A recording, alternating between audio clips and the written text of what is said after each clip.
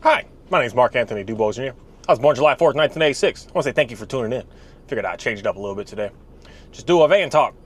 Just try to go for a run. It's supposed to be 7 miles, but ended up being a 3-mile run and a 4-mile walk. It is what it is. Sometimes you set out to try to get something done and you don't quite get it done the way you thought it was going to be. And something I want to talk about today comes down to something that's just real interesting to me. Hearing a comment and then watching a little video. Comment of, these dogs don't look like they're trained with positive reinforcement, meaning treats and stuff, to get the dogs to be able to. I'm still not sure. I'm just trying to deconstruct all of this stuff. And then I saw a video from a trainer. I like his sport dogs. I just can't. And he said a message in it that really got me to think that I kind of want to talk about the same thing. He just hit on it a little bit. And that's Haas from Shield K9. Man, his sport dogs, I'm still gonna say it's incredible to see how he could turn them on and then turn them off to go power off on. It's impressive. It's impressive to see, because that's work. That's not, no, I'm just gonna take my dog around the block for a walk here and there. That's work, and the work is shown. But he was talking about the concept of dogs looking happy all the time, and the dogs needing to be always in this happy stance, and that's just not realistic. And it's something that I think is, I might go a little deep in this video, just up front. But that's something that I really have started to really pay close attention to when it comes down to this positive-only treats-based everything. That we're judging the dogs, say everything, based on if it looks happy or not in that moment. If it looks happy, everything must be doing good. So I'm going to kind of start off with a little weirdness, and I'm going to be a little animated because I have no choice but to, in this specific video, to try to get my point across with what it is that I'm saying. It comes down to the point that in a, say, positive-only treats-based type training system, you're expecting a dog to be happy over everything. And if the dog is not happy, that means that you're doing, say, something wrong. And the dog needs to stay in this sense of, like, everything is pretty much, like, good to go. So the first scenario I'm talking about here is something that I don't know why a lot of people do this, but you love to stick your hands and you like to pet your dogs and fondle your dogs and mess with your dogs and do so much with your dog when the dog is eating. And or you just gave the dog a nice, beautiful bone, a nice bone. And you're sitting there like trying to touch it, take it, do all this stuff to the dog. So in this sense, this is something that I want to say, you know, kind of animate it in the dog's mind in a little bit and get people thinking. You're sitting there playing with the dog saying you want everything to be fun, right? Everything is fun. So woohoo, just throw the bone down, give the dog the bone, woohoo, let's do this. Oh, and let's tell the dog to out, get the dog to out. In that dog's brain, the dog is like, oh yes, thank you for taking this bone away from me that I was just chewing on that you just gave me. Yes, I appreciate it that you just stick your hands all in my food while I'm trying to eat, and you take the bowl away and put the bowl back down. And I just love when you do that to me, Mom. Dad, you're the best of the best. I'm so excited that you just, you know, I got this toy that I'm playing with that you gave me, and you just take it away from me, and you give it to me, and you just take it. I love this. This is so much fun. It sounds weird to me when I really put it like that. As if the dog should be excited that you just took away what you gave it. If everything that we do, the dog should just be happy over. That's impossible. That's unrealistic. In the sense that I want to say that's unrealistic in a way that's the toxicity I see that's going on with us as humans. That if we want the dog, this is the thing that is backwards. We want the dog to be excited so that we can join in on that excitement that the dog is in. That's not the way this world works. The world works in, you need to be what you want others to be that are going to come around you. When we're sitting there playing these games with these dogs, trying to get them all excited, just keep them excited, just crazy excited, always excited, so that it can make you feel good, that you can see that dog and it looks excited. And the second that dog doesn't look excited, what happens to you? Oh, something's wrong. Poor baby, what am I doing? What's the matter? What's going on? So then you're trying to do everything you can to try to build that back up again. It's like, oh, let's go give you some extra food. Let's give you some extra treats. Let's give you some extra to just get you to back being excited. When the dog is excited looking again, then you feel good. This is a horrible way to be living on these lands. And this, unfortunately, I see this more with women than I do with men. I see more women, because especially back in the days when I was in an in-between and relationship type stuff, I dabbled in the online stuff when it was like first getting new. So it's like what, back in 2015 range. And I would just read the paragraphs that a lot of ladies would just put on there. You need to make me smile. You need to be able to make me laugh. You need to be able to make me giggle. You need to be able to do all this for me, or we're not going to get along. Do we not realize? Clearly, we don't realize. There's no one on this planet that can do all that for you but yourself. And we're looking for something else to do that. And this is a big thing that I would hear, even how a lot of women would say it. What is it? Happy wife, happy life. Men, if a woman ever says that to you, that's like the biggest red flag danger. Like, be careful, because you'll never be able to satisfy that need. There's a need there that is missing. And unfortunately today, we're using that need on these dogs. And we're wanting these dogs to be all excited and all happy and all just giddy and all amazing, so that someone on the other side of that can look at that and say, oh, okay, I'm happy now because that looks happy. That looks happy, so it must be fine. Not paying attention to the real life. We have all emotions, and that's the part about dogs that I see difference than like most all the animals that I've been playing with. They're so weird in the sense that they have this wide range of emotions like we do. They have all these things. They get sad. They get guilty looking. They get, see, this thing I can say is looking. We're not 100%. But they have all these sensations that like mimic, and that's the best way of saying it, mimic and replicate what we do. You could see that they're like a little like, I wish I had more time at being able to play. And they want to be able to engage more. You can see that they get a little frustrated, a little irritated when you sit there and take their bowl away and you're playing with their food. And you can see that they get this excited when something's going on, happy when something's going on. They get sad. They get all these emotions inside of them themselves. Not that they're mirroring us completely. Them themselves have that. And them themselves, that is a healthy thing to be able to swing and be able to be in all of that. Not saying, oh, the dog doesn't look happy right now, so there must be, say, even something wrong with it. Other than, like, let's just hang out. Let's just chill. We don't need to force this excitement back into it again to make it think, to all that it is kind of just bringing us a satisfaction of, see, it looks good, so I must be doing good. As opposed to if something is always in this heightened, arousal, all excited look all the time, that is exceptionally unhealthy. That is so unhealthy. And that is so toxic to force that upon something, because it's not going to be able to sustain that. And some people are out here doing this to your children, that you're forcing the kids to always look happy, always look the best, always be just this bubbly, always the best. You're forcing something that is so toxic. It's unrealistic to be able to keep that standard. So what happens? The kid, in most cases with the kids, they start to get pushback, they start to get pushy. And then what do we get with the dog? We start to get a pushy, we start to get irritable, we start to get a savage beast in our homes. Dogs that are always trying to push everything that you say, a dog that just doesn't want to just settle and rest, a dog that's always just give me more, give me more, give me more, give me more, give me more. As opposed to a dog that's like, man, I'm just content, I'm just happy. There's certain things that I used to say when I would look at certain of my dogs, like, are you happy? And if I'm having to ask that question, it means that I got to look at myself. I got to look at myself. What's going on with me? What's wrong with me that I need that to look happy so that I can feel happy now? As opposed to I'm good to go. And when I'm good to go, I'm going to see that things around me are also going to be good to go. There's not going to be this weird tension. But a lot of times what we like to do is brush off stress and anxiety. So we're trying to brush it off in a way of trying to put the focus on something else to try to make us, this is the part of masking and using addictions in unhealthy ways to try to get yourself to be better. And a lot of us are using these, I'm not going to use my language in that us so much with me, with my dogs. I'm not doing this stuff to the dogs anymore. And this is why I don't see so much like huge issues going on with them anymore that I used to. That we're playing these games because we need them to try to get us out of our, say, depression. So we're touching it and holding it and petting it and doing all this. We're trying to get it to help us to get out of loneliness that we have. So we're touching it, holding it, petting it, doing all this stuff to it in a very, very unhealthy way. An unrealistic expectation of thinking that dog is going to just be this like grade A, all excited, all on a rampage every time that you see it.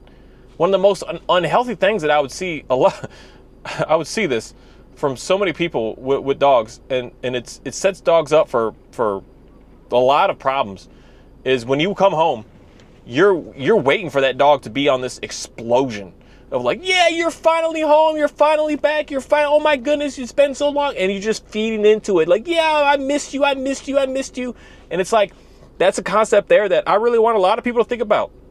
If you're like needing that, what are you missing in your life? Because no one else can give you that part that you're missing.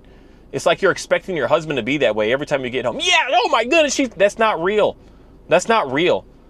And we're trying to use fantasy stuff on these dogs, and this is where I see things are getting really, really, really toxic, really toxic. We think that because the dog is happy that things are good, not knowing what is causing the dog to be in this so-called happy looking stance. Is it actually satisfied, or is it like this fiend that's just needing something and needing something and needing something? And when it's not able to finally get it, then what? That's the problem that I'm starting to see that comes into certain of these dogs. I'll go into a lot of people's houses, and some of y'all just have an issue that your dog is being pushy because you're just giving it too much treats, giving it too much affection, giving it too much of everything it doesn't need. It's a dog. And then there's the other side of it, that the dogs are having issues because they don't have the work behind them that they need to do. They don't have an outlet for all this extra craziness that's inside of them. They got this craziness, and you're like, oh, let's just give it treats to try to do the obedience routine. And then you're just seeing a dog that's just, it gets worse and worse and worse. And those are the main two things that I'm really seeing. And the main two things that I see that why most people are struggling with these dogs, because we're not fixing the thing that we need to fix. That's in us. We're trying to put it out somewhere else. You have an issue going on with you that you feel, say, lonely. You can't just sit here and hold the dog all day long and just keep petting it and just keep feeding it treats all day long. You can't just sit and do that. Sit down and eat your ice cream or your yogurt if you go on a healthier way, but not really. Yogurt actually is just as bad, if not worse, than ice cream, depending on the kind you get. But you're just sitting there eating spoonfuls of it and giving some to your dog, and eating spoonfuls of it and give it to your dog. That is so unhealthy. That is so unhealthy. Not only just for the dog, but for us as humans to be doing stuff like this. These are the things that, unfortunately, I don't know what it is. Like, dog training is out to say so-called help the dogs, but they're not actually trying to help the dog. We're trying to just keep double downing into the problems and not getting to the core issue of what's actually going on. The core issue is us as humans are the ones that are messing these dogs up. The dogs aren't doing anything wrong. The dogs are just being the dog that it's meant to be. But us as humans are doing some destructive, just evil things to them. Then we wonder why the dog is acting the way that it's acting. Why the dogs are so fearful. Someone could say, oh, you can use, this is the part that I would always give anyone pushback to on both sides of this. A well-balanced dog is going to understand that I'm going to say no to that dog. But what you need to do to that dog to get it to say no, that's where it's up for discussion and debate. But for me personally, I realize that I don't need to use a collar or something. But other people say no to a dog by giving it a treat.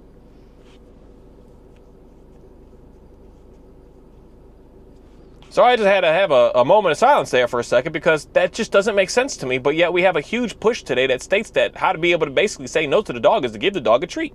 The dog is doing something that you don't like it to do, just throw a treat at it and it's going to stop doing it. Like, I'm saying it in the most basic sense, but if you look at the core fundamentals of what's going on, you got a dog on a muzzle that's barking at you or lunging at you, and you start giving it treats after treats after treats to try to get it to stop doing that. That's not going to get the dog to stop doing that. It's going to get it stop in a second because it's got to eat. It's going to want to eat the food. Some dogs are, say, so stressed out that they won't eat the food, but that doesn't make people stop trying to keep giving the dog food after food after food after food after food. That's something that is just, it's really destructive. And we're not seeing that lens because we see, oh, we want the dog in that moment to look happy in this moment.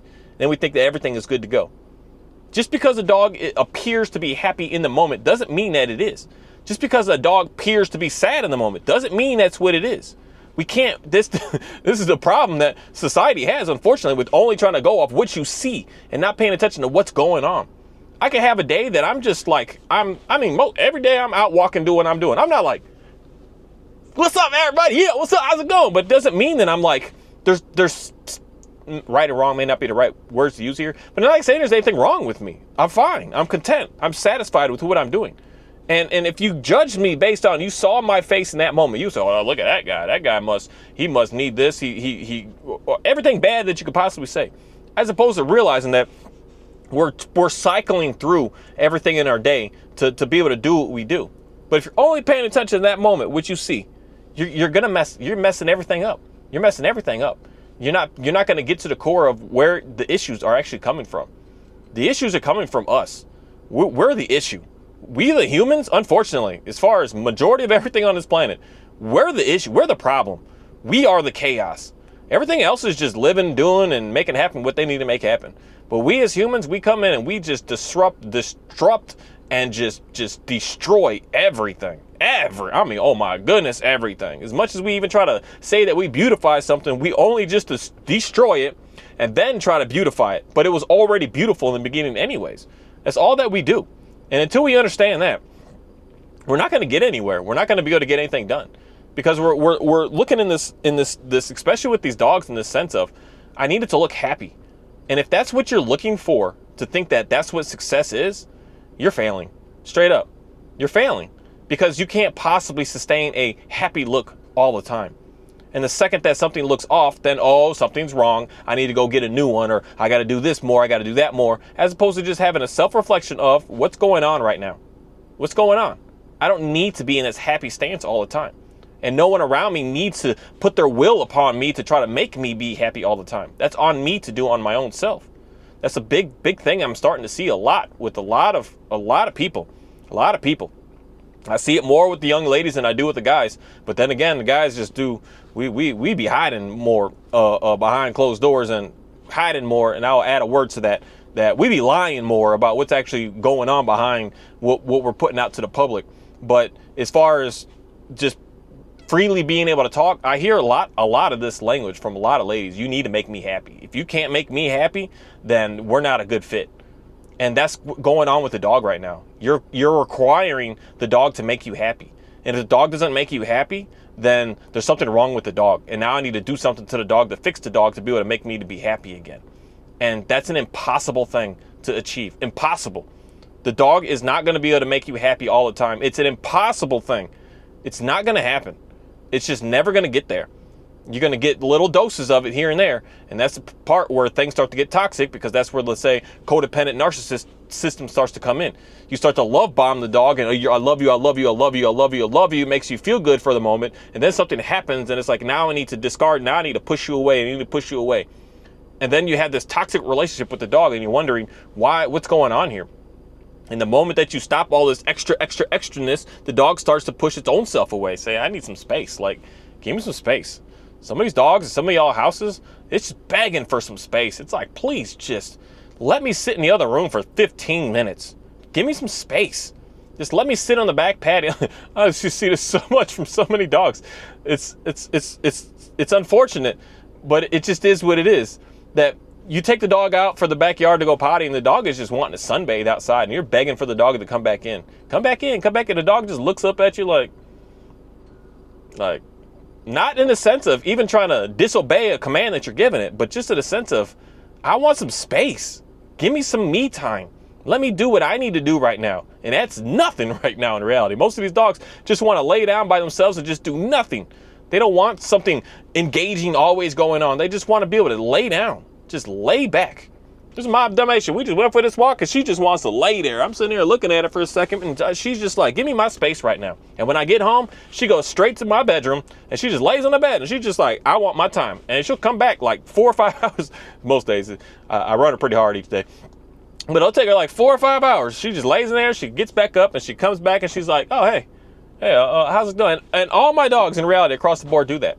But I never let them do that at first because I'm always like trying to be laser focused. Like, are you good? Are you good? Everything fine? Everything. I'm like, you're fine. You just go do what you got to do right now. In most cases, what the dog wants to do is just sleep and lay on its own. Have its own personal space. Its own personal time. Its own just it being its own being. Not in this, I need to be excited, need to be happy, but just let me just be. It's what the dogs are, in my mind, and seeing, are begging from so many people.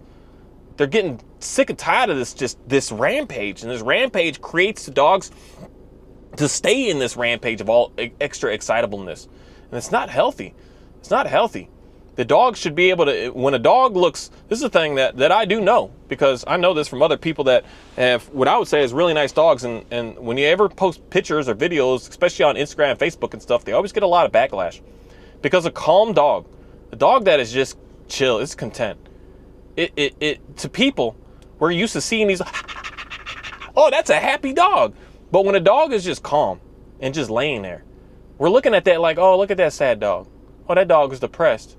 Oh, that dog is missing something. Look at that sad poor boy. Look at that poor girl. But in reality, no. The dog is content. The dog is satisfied. It's like even right here. Let's see if I can get a picture. So she's gonna get back up because I'm messing with her. But even here, she's not all crazy excited. She's not all this rampage. She's not all nothing. She's just content. She's just chilling. She's just fine. But that's not what we're looking for in reality when it comes down to that sense of the only thing I can say here is when you're missing something inside.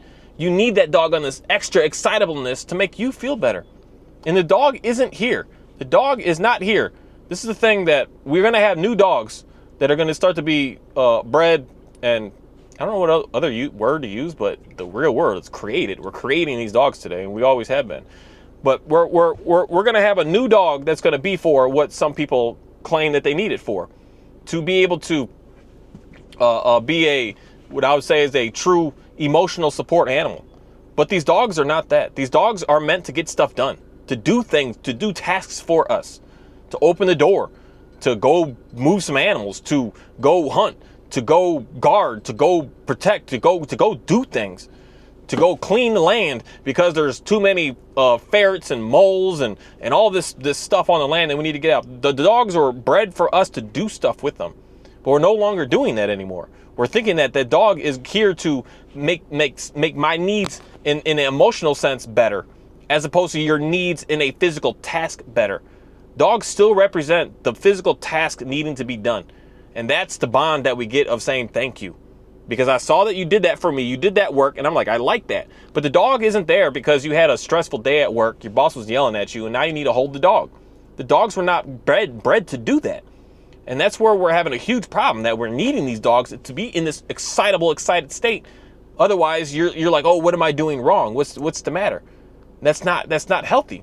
You will get that excitable state when, for instance, if you're on a hunt with a dog and you're needing that, and you're going to enjoy doing that, and you're going to have fun doing that. You're going to like get all this, like everything feel good inside of you. And that's how the dog is going to be able to, the word I want to use here is heal you through those problems, through that stress, through that anxiety, through that depression, by doing those activities with the dog that the dog already enjoys to do. The dog likes that. So the dog is doing it with you. You like that. Now we're going to have a good time together. But when you're sitting there trying to take the dog and think that I could just hold it and just give it treats all day and get it to sit, to get the dog to look like it's in a happy stance, that's toxic. That's something that I want a lot of people to just really think about. Thank you. Because even now, I'm sitting there, I looked at her and she got all up and she's like, I just want to go back and lay right back down. I don't want to do nothing right now, but just hang out and just get a nap in. And if I keep messing with her, it's going to drive some weirdness in her that doesn't need to be there. What I want from her is we are engaged and do our activity together. Now let's just be calm. But a calm looking dog, unfortunately, to most people's eyes today is like, oh, there's something wrong with that dog. Because even in a sense of, no, I don't want to talk about that. It gets a little personal. But in a sense of just people that I know, I go to their houses that you're like driving the dog to get to this extreme excitable stance. And if it's not in that, you're like, oh, there's something wrong. I'm doing something wrong. I'm being mean to the dog. And it's not being mean to the dog by just allowing the dog to just be calm and allowing the dog to just hang out. That's not being mean to it. Being mean to it, in my mind, is sitting here trying to force it in a heightened arousal state all the time. That's being mean. That's being ruthless. That's disrespectful. Then when we're disrespectful, what are we doing? Why do we think that the dog should not be disrespectful back to us? And the lens is getting so weird today that people are not seeing. This is the thing, that I see dogs for what dogs are, dogs. And for some reason today, people don't see dogs as what they are. A asset, a tool, something to be able to help us do something. Not to get us over a boyfriend or a girlfriend, but to help us get a task done, to help us achieve a goal in working together at something. Not just sitting down and eating ice cream and watching TV all day. Not just sitting down and just petting and holding and watching movie after movie all day. The dogs have more to them than that. Can you do that with them? Yeah, but they have more to them than that. And the work that they do, they may look excited in, but most cases they're going to look, a good word to use is determined. They're going to look like they're on a mission of just like, I got to get this done. They may look happy. They may have this excitable look to them, but most cases it's not. It's just like we're focused. We're getting done what we need to get done. We're working here. We're just lasered in. And then there's going to be certain things, certain tasks that the dogs are able to do that it's going to get them to be happy. But to get a dog to be happy in the sense of trying to create happiness through give the dog a treat, I want more people to think hard about that. There's something weird about that. Something very weird about that. That is just, it's not healthy.